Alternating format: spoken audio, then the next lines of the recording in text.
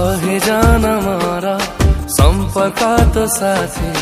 कोटि पुण्य बढे पाइछि म ताते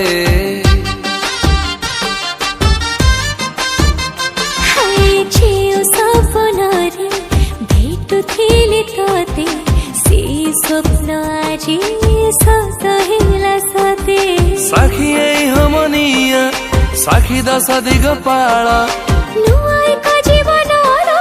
हेला सुभान खुडा कथा देली तो आखिर केबे देबी निलुहा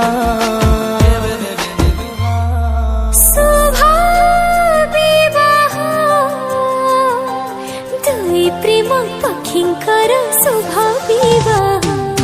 शुभ विवाह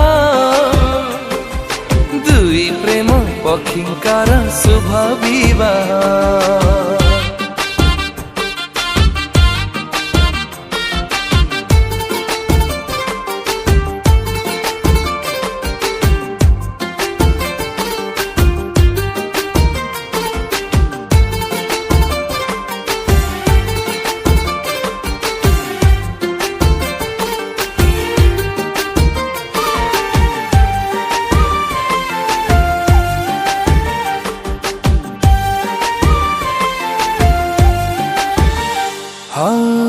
जना अचिन्हा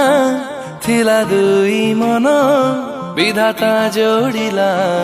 पवित्र बन्धन।